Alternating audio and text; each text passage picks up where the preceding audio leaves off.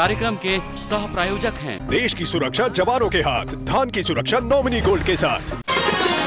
अन्नदाता, अन्नदाता, अन्नदाता, नीत तुम्हारा अन्नदाता, पग पग पर है संग तुम्हारे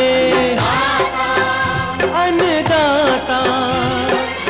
लहू किसानों का बन के पसीना सींचता है धरती का सीना। मेहनत का तेरी हक दिलवाने, नई तकनीक नई खोज बताने। पशुधन को गुणवान बनाना, पौध सुरक्षा को सिखलाना, खेती के सब गुर समझाने, भारत का सरताज बनाने। आठों पहर है संग तुम्हारे अन्नदाता, अन्नदाता। नमस्कार, मैं हूं श्वेता भट्टाचार्य। आप सभी दर्शकों का अन्नदाता कार्यक्रम में स्वागत करती हूं। हर रोज की तरह कार्यक्रम में हम लेकर आते हैं खेतीबाड़ी से जुड़ी हुई बहुत सी लाभकारी जानकारियां। तो चलिए सबसे पहले देखते हैं क्या है विशेष आपके लिए आज के कार्यक्रम में। अधिक पैदावार के लिए कद्दू वर्गीय फसलों में किए जाने वाले कार्य।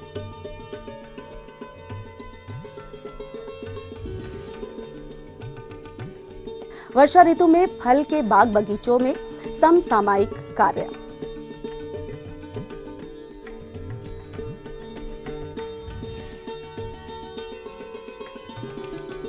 अधिक लाभ देने के लिए पॉली हाउस में कार्नेशन की खेती पर जानकारी।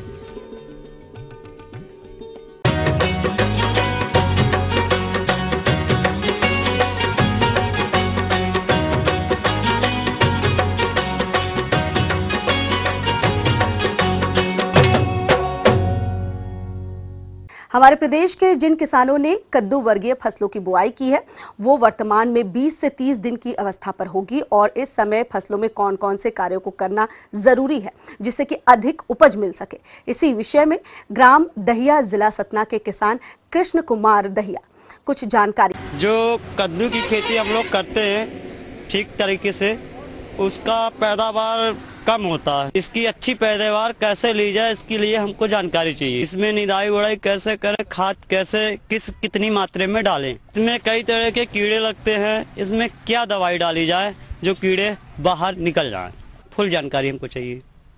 तो किसान भाइयों, वर्तमान में कद्दू वर्गीय फसलों में किए जाने वाले कार्यों की जानकारी दे रहे हैं कृषि विज्ञान केंद्र सतना के वैज्ञानिक डॉक्टर राजेंद्र नेगी।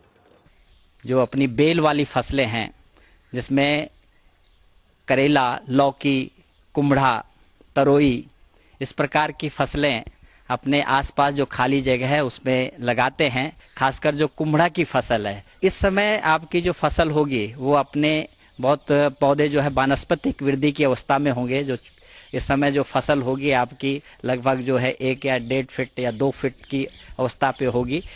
जो खास इस समय ध्यान देने की आवश्यकता है उसमें प्रमुख रूप से जो हम फसल के जो नीचे तरह तरह के खरपतवार उग रहे होंगे तो पहले तो सबसे पहले आवश्यकता है कि हम उन खरपतवार को वहाँ से उस जगह से निकालें और जो भी थला है पौधे का थला है उसको खरपतवार विहीन रखें। खरपतवार निकालने के तुरंत बाद उसमें जो पहली मात्रा है हमारी जो खड़ी फसल में हम इस समय उर्वरकों की देते हैं उसमें यूरिया की मात्रा देनी चाहिए। प्रति जो थला है उसमें कम से कम आप 15 से 20 ग्राम यूरिया की मात्रा उसमें प्रति थला जो है देनी चाहिए। और खाद डालने के तुरंत बाद उसमें आप जो है गुड़ाई करके और उसमें अच्छी तरह से वो खाद यूरिया जो है मिला देनी चाहिए। पेड़ की जो आपका तना है उसमें मिट्टी चढ़ाने का काम करना चाहिए क्योंकि बेल वाली फसल होने के लिए आवश्यक है कि हम इसको बेल को चढ़ने के लिए एक मचान कम से कम 6 से 7 फीट ऊंचा इसके लिए चढ़ने के लिए जगह बनाएं। जितनी आप इसके लिए फैलने के लिए जगह बनाएंगे उतने इसमें फलत अच्छी होगी। हमेशा ध्यान रखें, जल निकासी की व्यवस्था करें, जड़ के पौधे की जड़ के पास पानी एकत्रित न होने दें। इस वर्ष जो है पानी कम गिर रहा है और कई बार ऐसा होता है कि 15-20 दिन तक जो है पानी नहीं गिर पाता है। तो ऐसी परिस्थिति में आप सभी किसान भाइयों को हम यही सलाह देते हैं कि जो आपका थला है, जो जड़ के आसपास की जगह, उसमें जो है आप जो अपनी पुआल है या फिर जो जितना भी सड़ा हुआ आपका कचरा है, जो जैविक खाद है, उससे आपको उससे जो है पलवार कर देनी चाहिए, मल्चिंग, जिससे कि नमी बनी रहे। बहुत जो आपकी कद्दू वर्गीय सब्जियां हैं इसमें बहुत आवश्यक है कि जड़ के आसपास जो है पर्याप्त नमी बनी रहे। और अगर पानी की कमी पड़ती है तो ऐसी अवस्था में आप उसमें जो है 10-12 दिन के अंतराल पे उसमें हल्की सिंचाई करते जाए ताकि पौधे का जीवन बचा रहे। आर्द्रता वातावरण में बढ़ती है तो साथ में इसमें तरह तरह के रोग भी आते हैं। एक रोग जो आप अच्छी तरह से जानते हैं कि पत्तियों में जो है सफ़ेद रंग के दाग बनने शुरू हो जाते हैं और पत्तियों पे ऐसे महसूस होता है कि जैसे किसी ने राख छिड़क दी हो। तो इसको जो हम लोग अपनी भाषा में जो बभूतिया रोग, पाउडरी मिल्ड्यू के नाम से इस रोग को जाना जाता है। जैसे ही आपको पत्तों पे इस प्रकार के छोटे छोटे सफ़ेद रंग के या राखनुमा धब्बे दिखें तो तुरंत उस पे सल्फर का छिड़काव कर सकते हैं, या एक कैलेक्सिन दवा बाजार में उपलब्ध है और उसकी 1 मिलीलीटर प्रति लीटर पानी की दर से इस दवाई का छिड़काव कर सकते हैं। दूसरा इसमें जो प्रमुख रूप से रोग आता है कि अगर आप पत्तियों को उल्टी तरफ से दूसरी तरफ निचली तरफ पत्तियों के देखेंगे तो उसमें आपको कथई रंग के धब्बे नजर आते हैं। ऐसे लगता है जैसे कि उसमें किसी ने पान थूक दिया हो। तो ये जो रोग है इसको हम मृदु रोमिला रोग के नाम से इस रोग को जाना जाता है।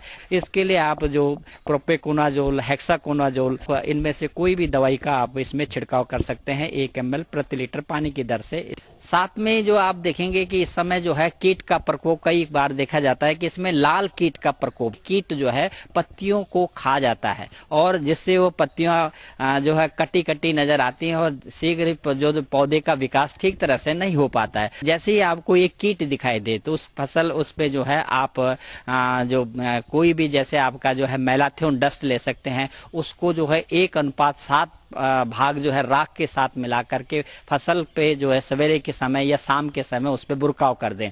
और इसके साथ में अगर ये आपको मैलाथियन नहीं मिलता है तो उसमें कार्बारिल है या फिर डेल्टामिथ्रिन है, साइपरमिथ्रिन है, तो इस दवाई का 1 मिलीलीटर प्रति लीटर पानी की दर से उस पर छिड़काव करेंगे तो निश्चित तौर पे आप अपनी फसल को इस कीट से बचा सकते हैं। ये थी कुछ उपयोगी जानकारियां। अब लेते हैं एक छोटा सा ब्रेक, जल्द लौटेंगे और कार्यक्रम में आगे हैं महत्वपूर्ण जानकारियां। बने रहिए हमारे साथ।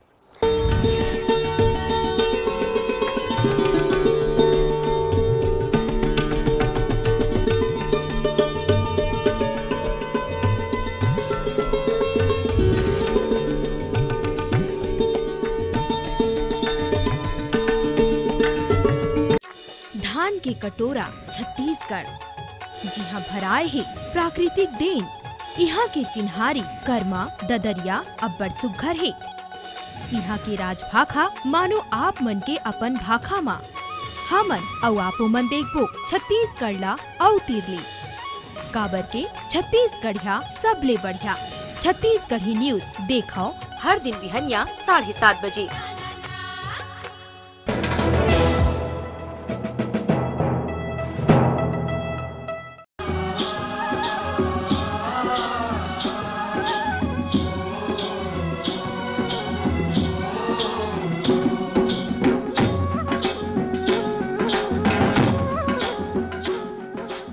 ब्रेक के बाद एक बार फिर से आप सभी दर्शकों का अन्नदाता कार्यक्रम में स्वागत है। बढ़ते हैं अगली प्रस्तुति की ओर।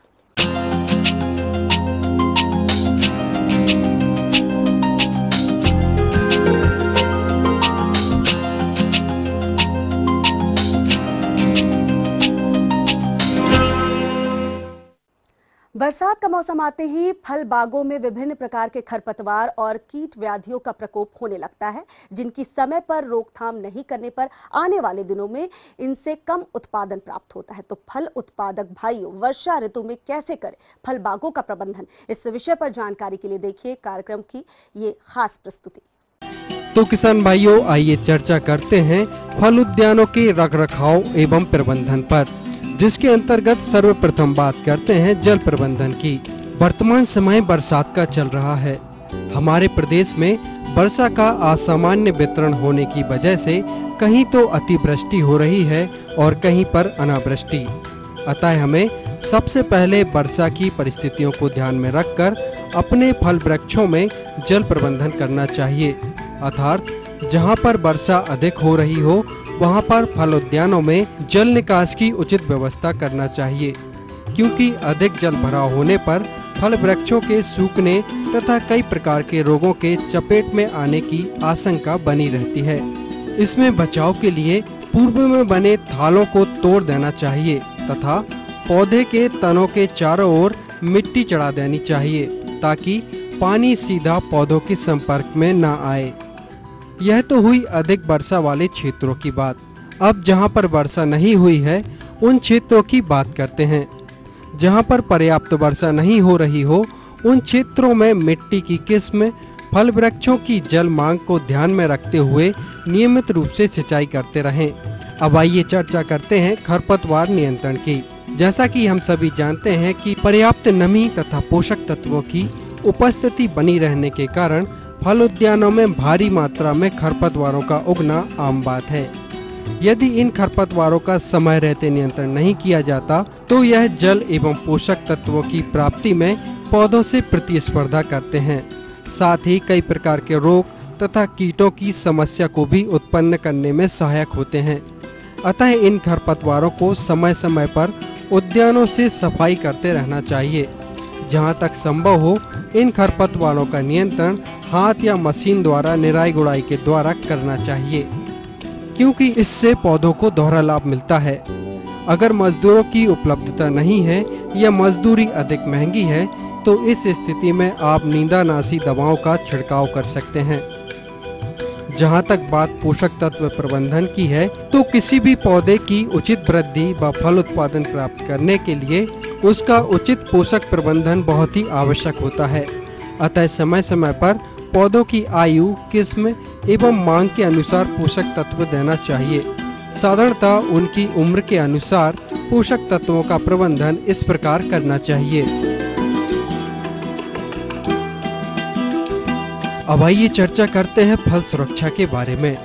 किसी भी फल उद्यान से अधिक उत्पादन प्राप्त करने के लिए उसकी फसल सुरक्षा बहुत ही आवश्यक होती है। तो आइए सबसे पहले हम बात करते हैं समन्वित कीट प्रबंधन की। फल उद्यानों में कई प्रकार के कीटों का आक्रमण होता है, जिनमें रस चूसक कीट व काटने वाले कीट प्रमुख होते हैं। इन कीटों के समन्वित प्रबंधन के लिए फल उद्यानों में पौधों के बीच खाली पड़ी जगह की ग्रीष्मकालीन गहरी जुताई करवानी चाहिए, ताकि धूप में विभिन्न प्रकार के कीट के लार्वा तथा अंडे नष्ट हो जाएं। इसके अतिरिक्त जहां कहीं भी कीटों के अंडे या लार्वे दिखाई दें उन्हें हाथों से चुनकर नष्ट कर देना चाहिए। साथ ही जगह जगह पर प्रकाश प्रपंच, जहरीले प्रपंच या चिपचिपे प्रपंच लगाकर विभिन्न घातक कीटों के वयस्कों को आकर्षित कर फंसाकर नष्ट करते रहना चाहिए। फेरोमोन ट्रैप का उपयोग कर कीटों को नष्ट करना भी कीट नियंत्रण में सहायक सिद्ध होता है। तनाछेदक इल्ली के नियंत्रण के लिए हमें उसकी सुरंग में तार या लकड़ी की सहायता से सफाई करके मिट्टी का तेल या कीटनाशी दवाओं को इंजेक्शन द्वारा छिद्र के अंदर डालकर मिट्टी से बंद कर देना चाहिए, क्योंकि उस कीट के प्रकोप से बड़ी बड़ी डाल तथा कभी कभी पूरा पौधा भी सूख जाता है। इन सभी बातों के अलावा यदि कीट का प्रकोप अधिक हो या उच्च हानि स्तर पर हो तो अंतिम विकल्प के रूप में रासायनिक कीटनाशक दवाओं का प्रयोग करना चाहिए, जैसे रस चूसक कीट, माहू, जैसिड, थ्रिप्स, सफेद मक्खी, बग आदि के नियंत्रण के लिए डाइमेथोएट या मेटासिस्टा कीटनाशक दवाओं की 1 से 1.5 मिलीलीटर मात्रा प्रति लीटर पानी में घोल बनाकर आवश्यकता अनुसार 1 से 2 बार छिड़काव करना चाहिए। इसी प्रकार काटने एवं चबाने वाले कीट जैसे इल्लियां, पत्ती सुरंगक, बीटल, सिल्ला आदि कीटों के नियंत्रण के लिए मेलाथियान, कार्बोरिल आदि कीटनाशक दवाओं की 2 मिलीलीटर मात्रा प्रति लीटर पानी में घोल बनाकर छिड़काव करना चाहिए। इसी प्रकार रोग प्रबंधन हेतु फल उद्यानों में समन्वित रोग प्रबंधन के तहत उचित जल निकास की व्यवस्था करना आवश्यक होता है एवं फफूंदी जनित रोगों के नियंत्रण के लिए गंधक युक्त फफूंदनाशी दवाओं की उचित मात्रा में उपयोग के साथ साथ कार्बेंडाजिम, कॉपर ऑक्सीक्लोराइड आदि की 2 से 3 मिलीलीटर मात्रा प्रति लीटर पानी में घोल बनाकर छिड़काव समय समय पर करते रहना चाहिए तथा जीवाणु जनित रोगों के नियंत्रण के लिए Bodo mixer NAA 200 ppm, streptomycin 500 से 1000 ppm या 2000 ppm फाइटोमाइसिन का छिड़काव करना चाहिए। इसके अलावा रोगग्रस्त या सूखी बेजान विकृत टहनियों को समय समय पर काटकर अलग करते रहना चाहिए, जिससे नई नई टहनियाँ विकसित होती हैं और फूल व फल भी अच्छे प्राप्त होते हैं। साथ ही कटाई छटाई करने से बहुत से कीट तथा रोग, फफूंद, जीवाणु या विषाणु पौधे से अलग हो जाते हैं। यदि इन सभी क्रियाकलापों को किसान भाई समय समय पर अपने फल उद्यानों में करते रहेंगे तो निश्चित ही अच्छा फल उत्पादन प्राप्त होगा। आगे और भी कुछ है रोचक जानकारियां, पर यहाँ पर रुकेंगे एक और कमर्शियल ब्रेक के लिए। जल्द होते हैं हाजिर।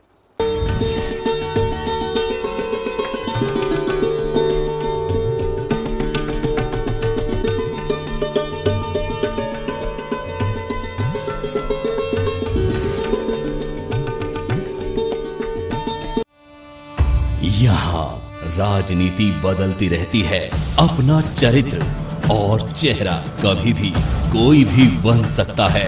सियासत का मोहरा यहाँ इंसान फरिश्ता है तो दरिंदा भी, यहाँ अगर शेर है तो खूबसूरत परिंदा भी। इस धरा पर जहाँ पूजे जाते हैं महाकाल, खबरों का भी बदलता रहता है सूरते हाल। देखिए अपना MP सिर्फ ETV न्यूज पर।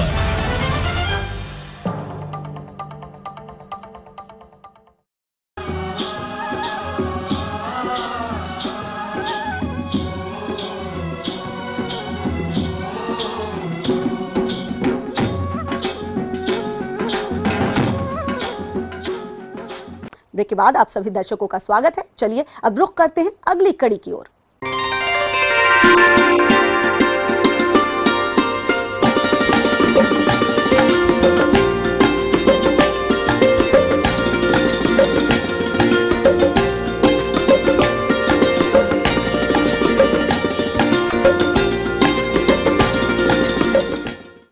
झरबेरा एवं कार्नेशन की खेती का दायरा धीरे धीरे बढ़ रहा है, क्योंकि इसकी खेती करने वाले किसान अच्छी आय कमा रहे हैं। इसलिए यदि आपका रुझान कार्नेशन की खेती की तरफ है तो इसकी खेती पॉली हाउस में किस प्रकार से करनी चाहिए, इसकी विस्तृत जानकारी दे रहे हैं एक विषय विशेषज्ञ डॉक्टर YC गुप्ता।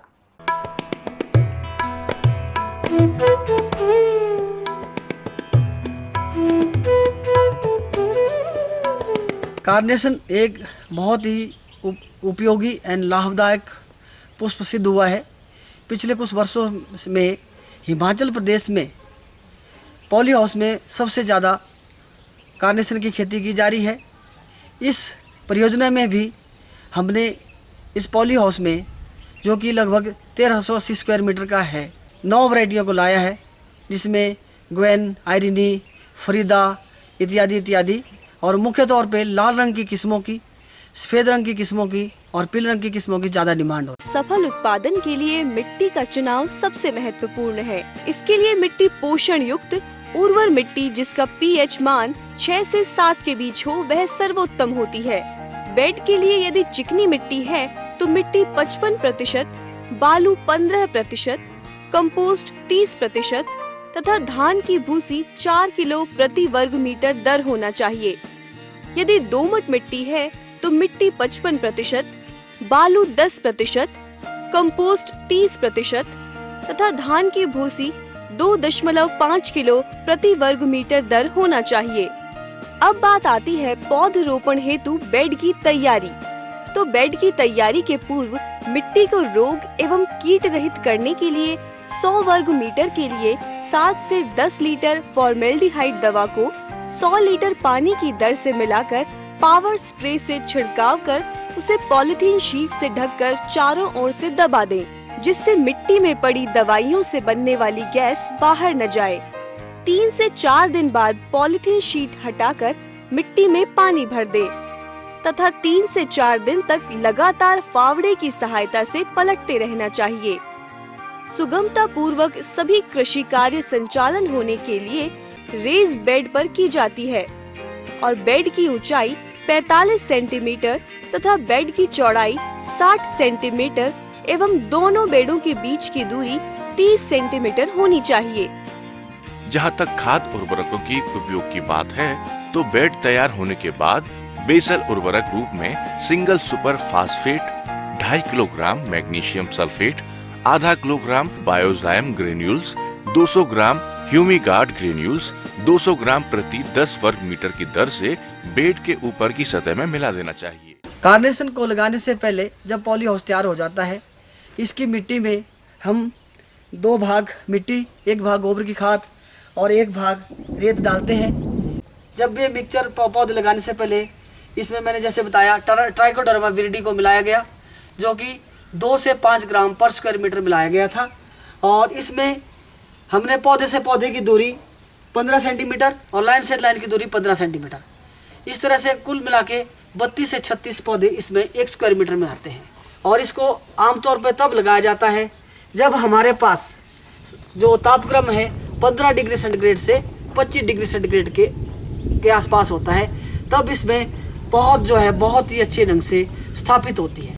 पौधों को लगाने के 40 दिन के बाद इसमें हम पिंचिंग करते हैं। पिंचिंग का मतलब इसके जो 5 नोड होते हैं, उनके 5 नोड पे हम इसको ऊपर से काट देते हैं, जिससे कि इसकी वनस्पति वृद्धि हो। और इसके बाद इसमें उपयुक्त मात्रा में हर हफ्ते हम दिन में 5 बार जो हमारे घुलनशील तत्व है, नाइट्रोजन, फॉस्फोरस, पोटास और जो माइक्रोन्यूट्रिएंट है, उनको फर्टिगेशन द्वारा देते हैं। क्योंकि कार्नेशन में फ्यूजियरियम एक ऐसी बीमारी बहुत ज़्यादा आती है, तो उसका उपचार जो हम पहले पौध लगाते हैं ट्राइकोडर्मा विरिडी से किया गया था, इसलिए कम से कम होता है। बीच बीच में हर 15 दिन के अंतराल पे हमें इसको डाइथिन M45 बेबस्टिन से भी स्प्रे करते हैं। जब पौधों को पूरी तरह से हम देखभाल करते हैं तो पौधा पुष्प आने लग जाते हैं। तो इसको हम किस अवस्था में काटें, सबसे बहुत ज़्यादा मुख्य बात है कि कब कार्नेशन को तोड़ा जाए। तो ये जैसे पुष्प दिख रहा है, इसकी ये पेंट ब्रश स्टेज है, इस स्टेज पे हम तोड़ते हैं। ये जो स्टेज है ये लोकल मार्केट के लिए है, ये लोकल मार्केट के लिए है। अगर हमने इसको दिल्ली, बॉम्बे, बेंगलोर या बाहर के देशों में भेजना है, तब हमें इसको इस स्टेज पे निकाला जाता है, जिसको पेंट ब्रश स्टेज करते हैं। और इसको लगभग नीचे से, जैसे आप देख रहे हैं, नीचे से 2-3 गांठें छोड़ के इस पुष्प को हम एक जर्क द्वारा निकाल देते हैं। और इसी तरह की बाकी किस्मों को भी निकाल के पानी की बाल्टी में रख देते हैं। जैसा कि आप देख रहे हैं, ये पानी की आधी भरी हुई बाल्टी है, इसमें हमने पुष्पों को काट के इसमें भर दिया है। और आप जैसे देख रहे हैं, कुछ अब नज़दीक की मंडियों के फूल हैं, कुछ दूर दराज के जाने के लिए, दूर के जैसे दिल्ली मार्केट में हम फूल भेज रहे हैं, वो उनके लिए तैयार है। अब इन फूलों को यहाँ से एकदम हम प्री कूल चैम्बर में ले जाते हैं। प्री कूल चैम्बर में 6 डिग्री सेंटीग्रेड से 8 डिग्री सेंटीग्रेड पे रखने के बाद 4 घंटे के बाद हम बाहर इसकी ग्रेडिंग करते हैं और फिर डिब्बाबंदी करके इनको वातानुकूलित वाहन द्वारा मंडियों में भेजा जाता है।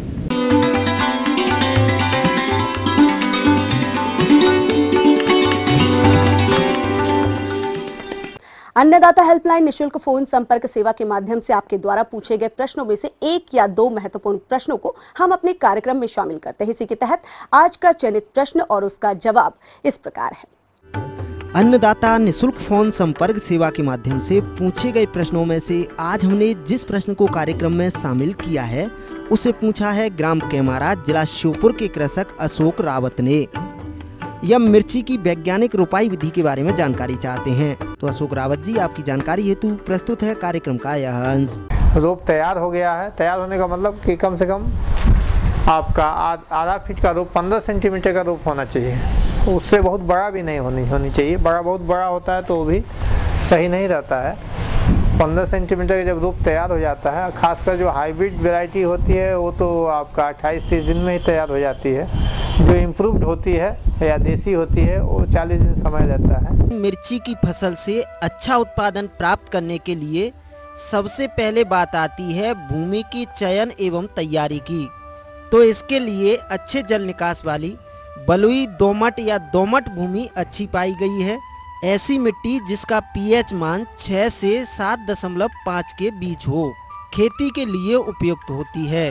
पहली जुताई मिट्टी पलटने वाले हल से करने के बाद 2 से 3 जुताई देसी हल या कल्टीवेटर से करके मिट्टी को भुरभुरी बना लेना चाहिए। जुताई से पहले सड़ी हुई गोबर की खाद 25 से 30 टन प्रति हेक्टेयर की दर से खेत में अच्छी तरह से मिला देना चाहिए। अब यदि मिर्ची की उन्नत किस्मों की बात की जाए तो वह इस प्रकार हैं।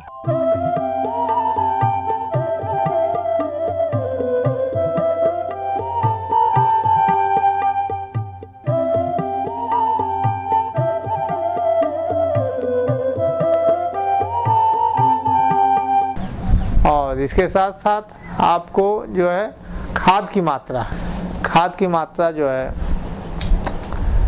100 किलो नाइट्रोजन, 60 किलो फास्फोरस और 50 किलो पोटास, ये खाद की मात्रा होती है मिर्च में। अब इसमें जो खाद आप देंगे, आधा नाइट्रोजन, पूरा फास्फोरस, पूरा पोटास बेसल रूप में दे देते हैं। आधा जो नाइट्रोजन बचता है उसका 2 भाग कर लेते हैं। एक भाग रोपाई के 25 से 30 दिन बाद देते हैं और दूसरा जो है फिर उसके 60 दिन के बाद देते हैं।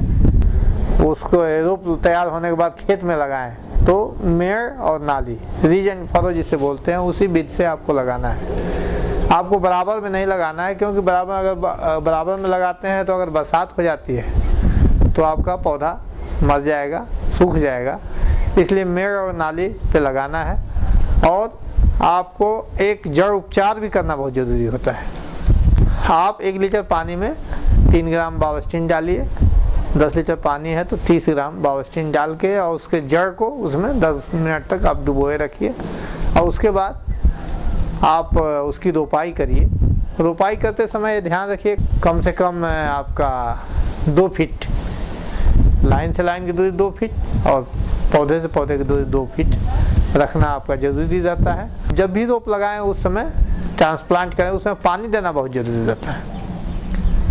पानी अगर नहीं देते हैं तो फिर आपका रोप चल नहीं पाता है। अब आइए बात करते हैं सिंचाई प्रबंधन की। खेत में पानी भरना मिर्ची की फसल के लिए हानिकारक होता है, अतः सिंचाई के समय ध्यान रखें खेत के किसी भी भाग में पानी नहीं भरा रहना चाहिए। रोपाई के बाद तीसरे दिन एक हल्की सिंचाई देने से पौध अच्छी जमती है। तत्पश्चात करीब 10 दिन बाद दूसरी सिंचाई की जाती है। इसके बाद भूमि की किस्म व वर्षा को ध्यान में रखते हुए 15 से 30 दिनों के अंतराल पर आवश्यकता अनुसार सिंचाई करना चाहिए। मिर्ची के खेत में अनेकों प्रकार के खरपतवार उगते हैं, अतः समय समय पर निराई गुड़ाई करते रहना चाहिए। भूमि में हवा का आवागमन सुचारू रूप से होता रहे, इसके लिए सिंचाई के बाद हल्की गुड़ाई करके पौधों की जड़ों के पास मिट्टी चढ़ा देना चाहिए। हम उम्मीद करते हैं कि आज का कार्यक्रम आप सभी दर्शकों के लिए उपयोगी रहा होगा। किसान भाइयों, अन्नदाता आपकी सेवा के लिए संकल्परत है। कृषि संबंधित समस्या एवं सुझाव के लिए आप हमें इस पते पर संपर्क कर सकते हैं। प्रोड्यूसर अन्नदाता, ETV Madhya Pradesh, Chhattisgarh, Ramoji film city, Hyderabad 501512। साथ ही आप हमें ईमेल भी कर सकते हैं। हमारा ईमेल एड्रेस है annadatamp@etv.co.in। इसके अतिरिक्त आप हमें निःशुल्क हेल्पलाइन नंबर 180010845999 पर सुबह 10 से शाम 4 बजे के बीच संपर्क कर सकते हैं। चलिए देखते हैं कल दिखाए जाने वाले कार्यक्रम की मुख्य झलकियां।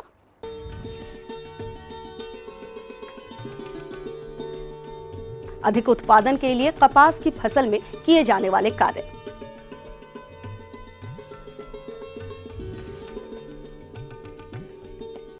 फिलहाल अन्नदाता की पूरी टीम को दीजिए इजाजत। कल फिर इसी वक्त आपसे मुलाकात होगी कृषि संबंधित कुछ और रोचक जानकारियों के साथ। नमस्कार।